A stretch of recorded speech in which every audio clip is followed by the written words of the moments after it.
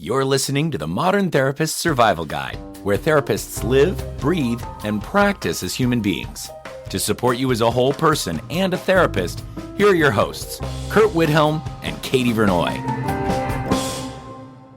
Welcome back, Modern Therapists. This is Modern Therapist Survival Guide. I'm Curt Widhalm with Katie Vernoy, and this is the podcast for therapists about the things that go on in our professions, the ways that we approach our work. And congratulations, everyone. We've officially made it to the finish line of AI month, so take a deep breath, give yourself a hand, or at least type a prompt into ChatGPT to generate a sound of polite applause for yourself. So we have covered a massive amount of ground over the last few weeks. We looked at the updates to the ethics codes. We looked at Circuit Breaker Labs, where we talked about breaking the bots. We've looked at how AI is being brought into the room by clients and how platforms like Simple Practice are weaving it into their daily workflow. And today, as far as our grand finale of this month, we're stepping back from more of a tactical how-to question. We're moving past how do I handle this kind of tool, and we're asking maybe a more terrifying question. What is the science actually saying about where AI is at in our field right now? Because when it comes to technology, I'm seeing a lot of the therapist community fall into two kind of lazy traps. The first one is kind of the superiority complex, the one that we've been hearing about for really the last, 8 or so years, about as long as the podcast has been out, that AI is just a soulless computer model. It's never going to grasp the deep resonance of human suffering. We are artists. The second trap is really more that AI has absolutely no place in mental health. It's a venture capitalist demon box. And we are here to, dive into this and to say that, put it out from the very beginning. This is probably an uncomfortable episode, that we are going to get into the research that says maybe we need to be nicer to the bots. And on some of it, they're going to come after us. Some of it is also maybe that our professional egos need a little bit of a check. So we are diving into this. Katie, are you in one of these two lazy traps? I don't think so. From the beginning of my business, I've heard about the folks who push back against progress.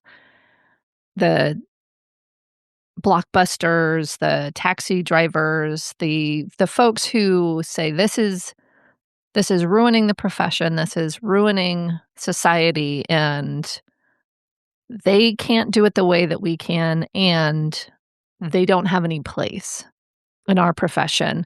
And those folks get left behind. And I think I'm cautious around safety. I'm cautious around whether it works. I also want to make sure that I still have a job for as long as I want one. So I feel like I sit somewhere in the middle looking at what is it? How is it developing? What are the places where it fits? And what do I need to do to shore up my own clinical skills, my own business, in order to stay in the game? So really what you're describing is something that we have talked about on the podcast from the beginning, which is that we have to embrace whatever the technology is that's available to us in order to make things better. And if you're one of the people who seems to echo the many various therapists that I see posting all over the internet that says AI is terrible and we're just training our replacements, maybe this episode is more for you than anything else, because for all of the people out there who say, embrace the research, when the research embraces technology or says that technology can get better and it can make us better, then maybe we need to look at the utility of it. But we're also a field where, historically, some of the things that Katie first came to mind is, remember how revolutionary it seems in the literature when therapy clients just got asked questions? like, the beginnings of rational emotive behavioral therapy, or, how revolutionary it seemed when Carl Rogers was like, hey, what if I just give you positive regard? So we're not necessarily a field that embraces anything kind of in a, hey, these are new and wonderful things that are coming up. I saw a Reddit post recently that was kind of questioning, what does everyone think of common factors research? And my response Mm, was, you mean the research? Like, this is stuff that's still out there, but, the research that really is out here now, and the stuff that we try to stay attuned to here on the podcast, is the stuff that's coming out, like, right now, like, the stuff that's yeah. coming out this year. And we've pulled together a few articles that are really some of the first examinations into randomized control trials with therapy chatbots. We've been tracking some of the chatbots and stuff that's been out there for the last couple of years. Katie and I have been involved in legislation with some of the artificial intelligence stuff, especially as an extension of our work with the CAMP Code of Ethics updates. So people have been turning to us. This stuff is fresh. Katie, go ahead and talk about this first article. This is one that I think you found. Before we jump in, I want to just make the comment that we've been making probably the whole month, which is although Curt and I are both on the Camp Ethics Committee at the time of recording, we are not speaking for them. It just informs our perspectives, and our perspectives are our own. So, the first thing we're looking at is really whether or not AI is working as a therapy robot or for mental health within the clinical sphere. This is not your note taker. This is client facing. And in this particular article, it's Hines et al. In 2025. It's Dartmouth Therabot. And it was a randomized control trial that basically said that this Therabot was better at therapy than the waitlist control. So it's been kind of talked about as though this means that, AI robots are better than therapists. This was better than nothing. So this is better than not sitting on a wait list. But it's not better than a human therapist. They did talk about making sure that moving forward, that there would be some sort of kind of head-to-head with human therapists. And another really important point here is that this was a expert-built, safety-monitored therapy chatbot. And so this is not ChatGPT, this is not Claude, this is not Gemini, this is an actual thing that was built in order to serve this purpose. And so when we're looking at where we sit in this current moment, therapy AI companies are coming towards us. They're building things, they're trying to increase access, they're trying to do all these things. They are better than nothing if they are expert built, monitored for safety.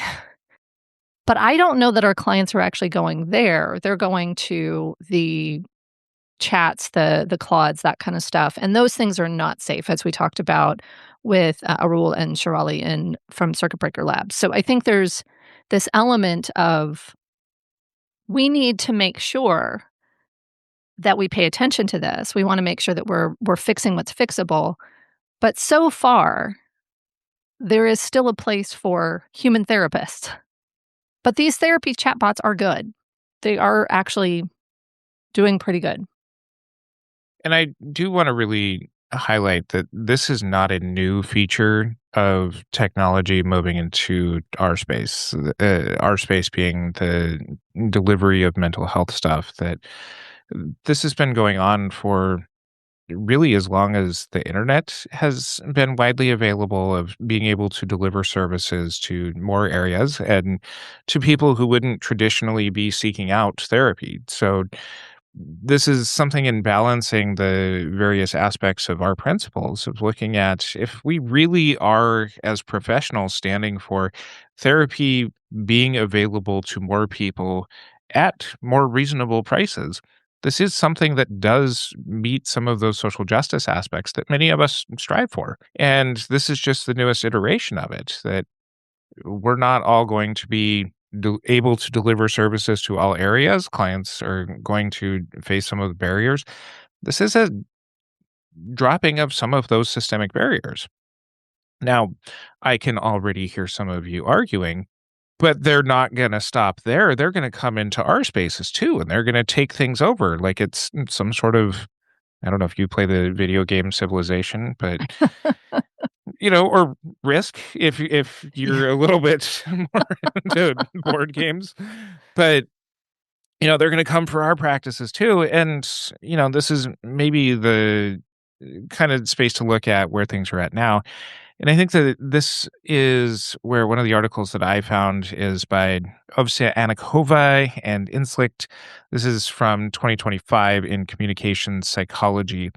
And they were looking at ChatGPT's responses for those in the crisis responder networks.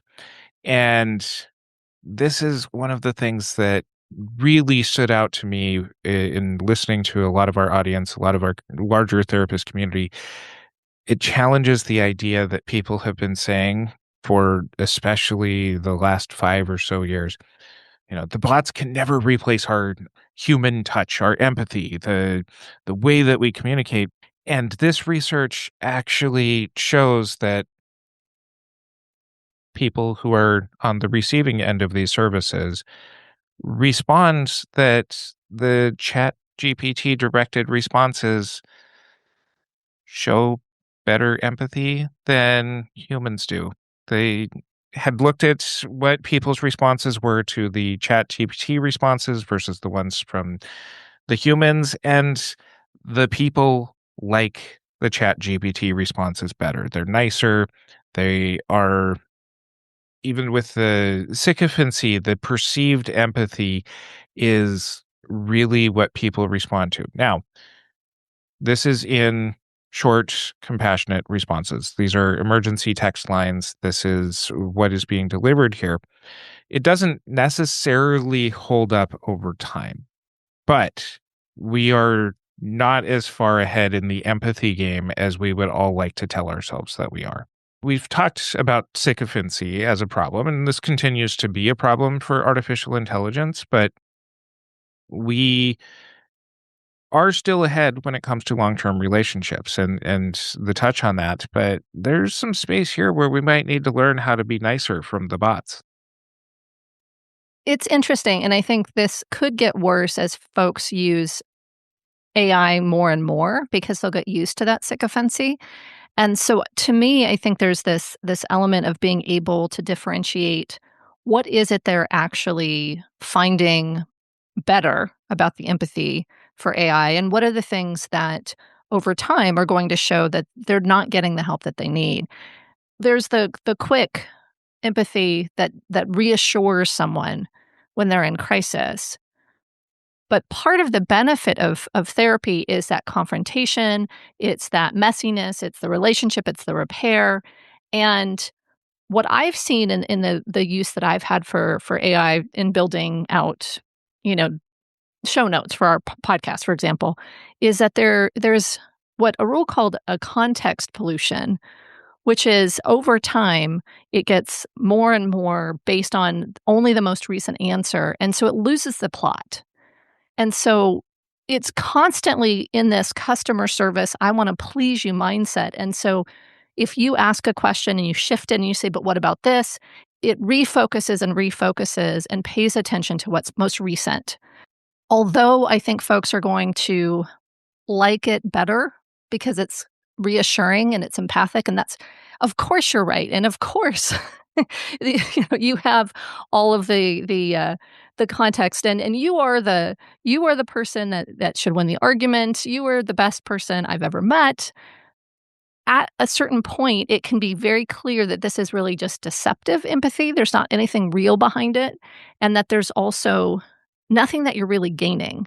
It's helping to keep you stuck. It's helping to keep you only within your own perspective. And my hope is that over time that some of the AI that's built out specifically for therapy will solve for these problems because people are going to use them.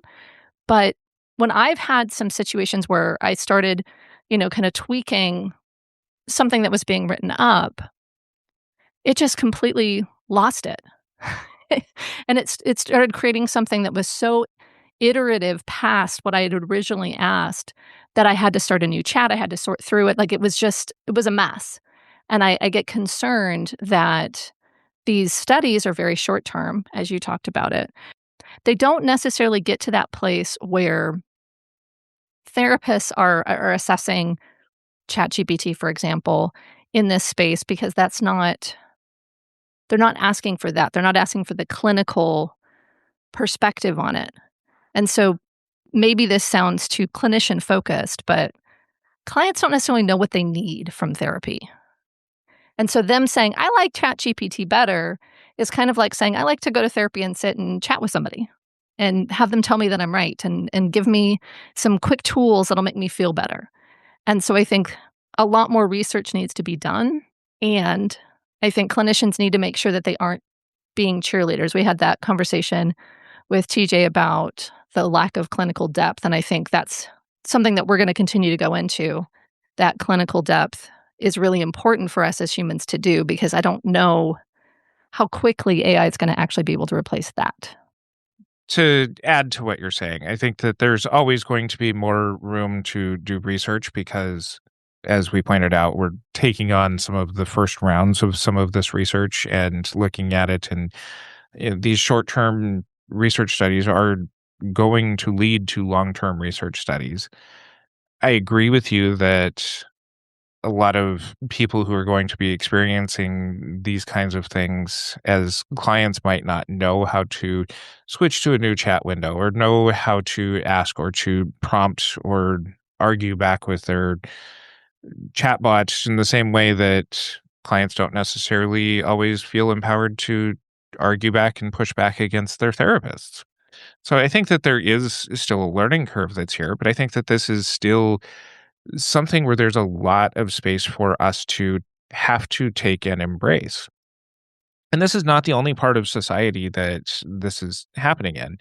I continue to read articles about college professors who are having to reduce the amount of pages that they're expecting their grad students and their undergrad students to read on a week by week basis because society around us has shifted. That there are certain aspects of would I look at all of our historical research in our field and say that this stuff doesn't necessarily continue to hold up in 2020s when it was published in 1978 for whatever reason, because society has changed. The world has changed. Our attention spans are shorter. We as a society do want some of these empathic things. As much as I am visiting into the artificial intelligence world, as much as I use artificial intelligence for some of the various brainstorming things that I do, whether it be for coming up with ideas for podcasts, whether it be things that I come up for how to word things better for a newsletter or something else, or just kind of creative stuff on my own, there is still kind of that pull of getting the response back where it's like, yeah, I do ask great questions. And so You do, though. You do ask good I questions, Curt. thank you.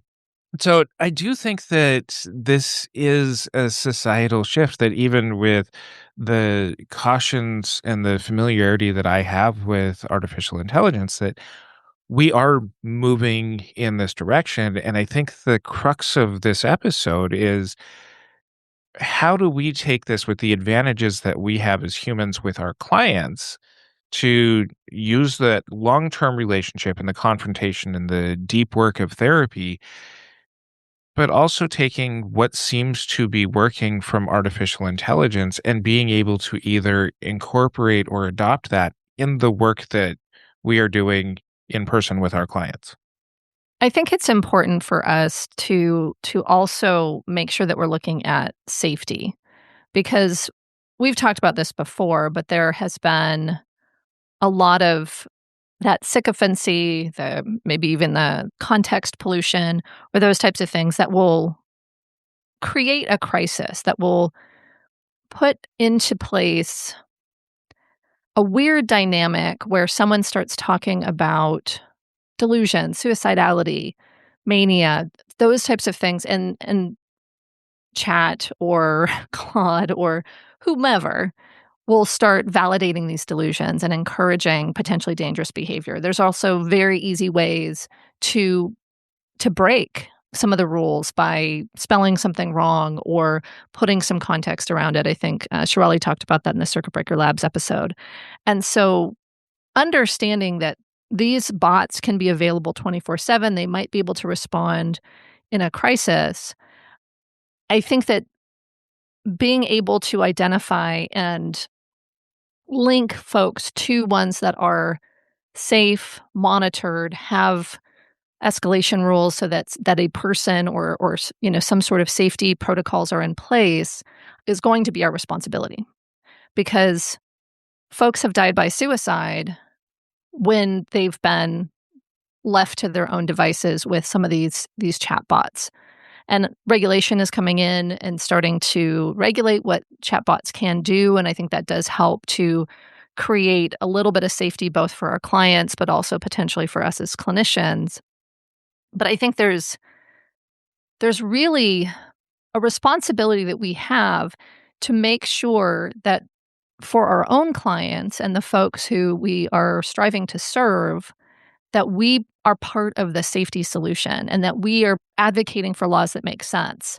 Because in truth, this is going forward whether we want it or not. There's a lot of money being put into creating more access, whether it's on the backs of clinicians who are getting paid less or on creating AI and other technology infrastructure that will make access basically free for insurance companies or for consumers. And so I think this is a place where we want to pay attention. And I think we want to make sure that we're really aware. And we talked about this, I think, in last week's episode around what our clients are actually using.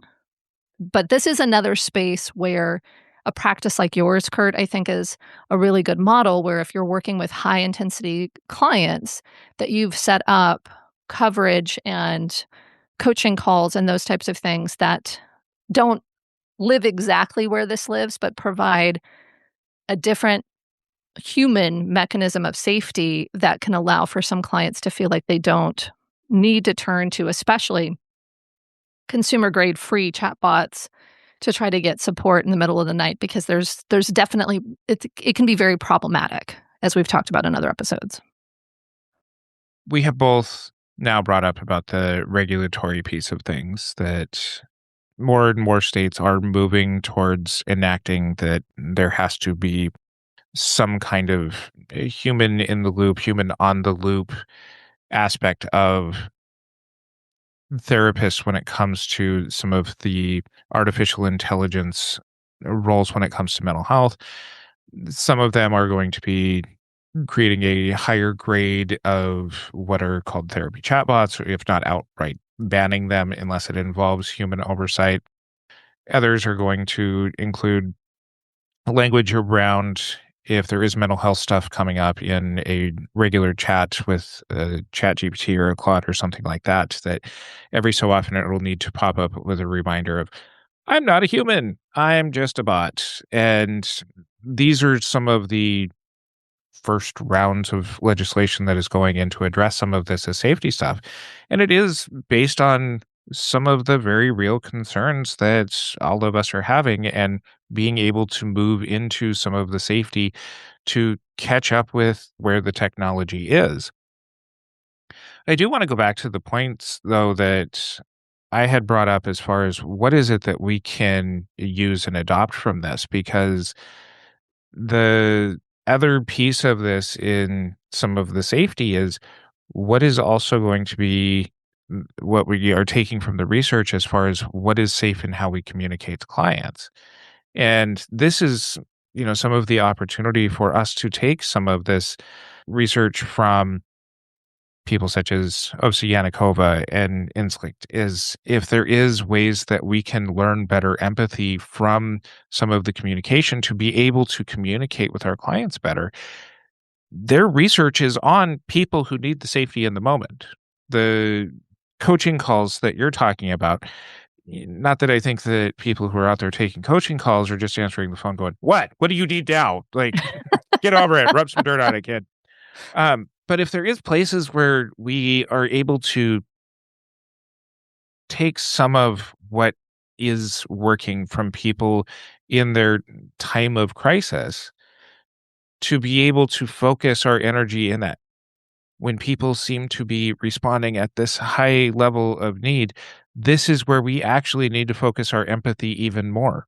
And that's the part where safety is not totally just on the legislative end. It's not totally just on the client education end, but safety is also in learning new ways for us to be able to say, we have now seen hundreds of thousands of minutes of clients, if not millions of minutes of clients operating with artificial intelligence.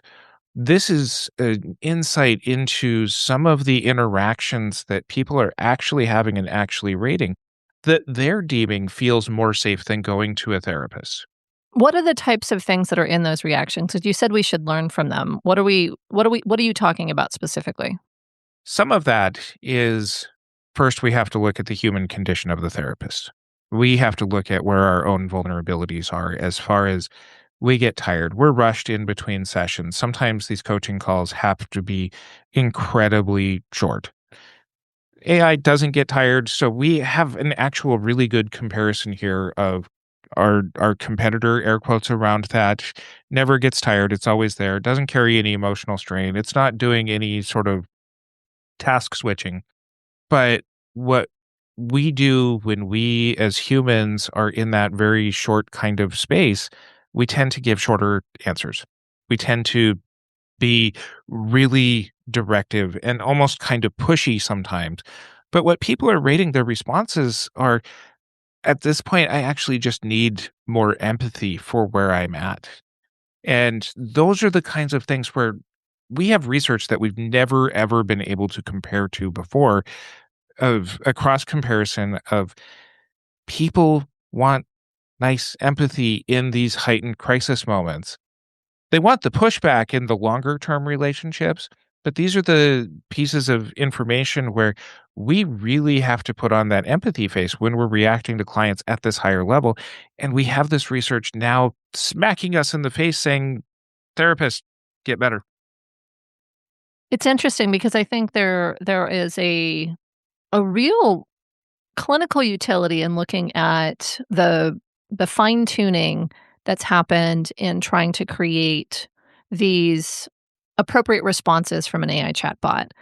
I think the other thing just to pay attention to is that most of these chatbots are not sitting for licensing exams, and they're not they're not being held accountable by the board of behavioral sciences like you and I are. So I think there's this element of taking what's useful and also recognizing that we still have different responsibilities and accountability. And before we hit record, you talked through a couple of different responses that, one was human and one was from an AI bot. And I think that my concern is when AI gets very empathic, and maybe, as you had talked to me before, maybe it provides some callback to session. It might provide some, possible coping strategies or things to think about. I always get worried as a clinician when I'm creating those responses that I'm engaging in something that I can't follow up on. Now, AI can actually still continue to go, and then we have those kind of long-term solution issues that we've talked about already. But I feel like there's maybe even some new ways to think about communication based on what clients are actually wanting in those crisis moments. I don't know if we have to go into it in more detail, but I think it's really interesting when you've got whoever the clinicians are that are informing the creation of these AI chatbots, their stylistic choices are getting codified into how things are being at least designed from the beginning. And then ongoing feedback from clients is what's fine-tuning and honing those responses down to something that is more effective, which as individual clinicians, we don't have that. We certainly can have hundreds and thousands of hours of clinical work, but not millions, right? We just can't have that much information. And so I think it is interesting, but I want to hold that caution that I still think that there are things that we want to pay attention to. And I say even more dramatically, we need to make sure that as human therapists that we're staying at the top of our game, taking care of ourselves so that we aren't burned out. We don't have that irritation or distraction that might cause us to be more harmful than an AI chatbot that is finely honed to respond in a crisis. Alternatively, we can also try to engage these and partner with these types of AI platforms and monitor them so that we can gain what's best of both worlds. You're bringing up a couple of things, so I want to bring up one more point about this Ovsiannikova article. One of the things that the respondents really enjoyed more was that the length of the responses from the chatbots tended to be better. They weren't too short, they weren't too long. Now, they're substantial in a lot of being able to explain what is happening to a client, why they're reacting in the way that they are, but also giving some pretty direct advice as far as why don't you try these skills? And I'm taking out of the article that by comparison, the human led responses didn't go into that level of depth in their responses. So it became kind of more from the respondent's end. I'm waiting for my human to tell me more of what to do. And these are the kinds of things that I think that we can adopt better in our delivery of services is being able to take what works and deliver it to clients. But it also means that we have to look at, is what we're doing actually working? And I think that that's another very common theme of our podcast is when's the last time you looked at how and what your clients are actually responding to? It might be the relationship. It might be people that are just showing up to you because they've gotten over the shame-free aspects. That's another piece of why people are going to chatbots in the first place is this is not a human that I have to respond to, don't have to necessarily deal with my feelings with. They're constantly available. They're not burned out. They don't go on vacation, whatever else it might be. But what does it say about us and, the system of psychotherapy that the people that were worried about turning to chatbots feel safer going to a computer where their own data is being mined and potentially sold and put into the algorithm for everything else about them at the same time that we're asking you as our listeners to deliver more empathy and deliver it with more care and deliver it with more structure. But we have to address this as there is a societal movement that we're having to address. If you are feeling threatened by artificial intelligence, there's the stick your head in the sand and hope it goes away movement. Business advice from Curt. I don't advise that you do that. But we are really at this crux of more than ever, people have more options to take their feelings and their problems than to just us. And I think the thing that I was thinking about when you were talking is that as soon as Google came on the scene, there has been increasingly better ways that folks can get information about pretty much anything.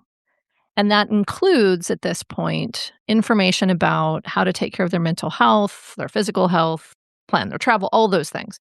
And when we add AI on top, whether it's the Google AI that pops up in your browser or Claude, Gemini kind of situations, what it really comes down to, we need to be something more than cheerleaders and coping strategy experts. We need to have presence. We have to be doing our own work. We need to be able to work with depth and authenticity and be able to sit with the messiness, because most of the rest of the stuff that we learned in grad school is now a few prompts away on folks' favorite chatbots.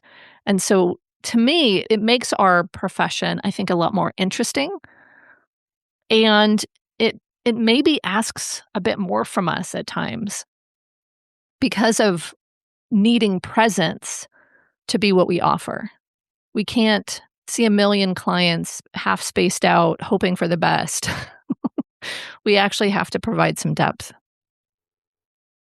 This takes us to the part of the episode, which is, what does this really mean for you as our audience? And we've got several ideas here, but the decision to move more into this month of AI and really being able to talk about things more in depth is, we are in a place where we as the service providers have to be more literate about what is out there, how it's showing up, how it's showing up in our clients' lives. So that way we can really better be able to explain what these tools do and don't do. If you're just telling your clients, don't use AI for help, they're going to stop listening to you. AI is getting Exactly. better in so many aspects. It's not perfect. It's downright dangerous in some places, but the better that you're able to explain the difference between those two things, the more trustworthy that you're going to be in your clients' lives. So be credible instead of fearful. And we have a whole episode on this, but I think being able to really engage in that conversation around how AI is being used in your client's life, I think is really important. I will reiterate, deliver what AI can't fake. It can pretend empathy, it can sound very empathic, it can feel validating in the moment, but over time it turns to sycophancy, it turns to just customer service, and being authentic and real with your clients in the room. That's our secret sauce right now, and hopefully forever, because that's the best part of being a therapist. And just touching the surface of that is not going to be sufficient to keep your caseload full, I don't think. And recognize that as there's more tools available, that that can hopefully be a better part of your client's treatment plans, knowing what the tools are that can better benefit them. We are not the sole providers of our clients' happiness. We're not the sole place of their healing. We're not the sole place of them getting into a better life. We already refer to other kinds of professionals. We already give homework outside of sessions. This is stuff that, knowing where the line is between what AI can genuinely help with, psychoeducation, finding better ways of researching things between sessions, also knowing where it's dangerous and helping to provide psychoeducation about that to our clients, is a way that we can better adopt the world that we're living in, rather than the world that we wish was there because it's too hard to adapt.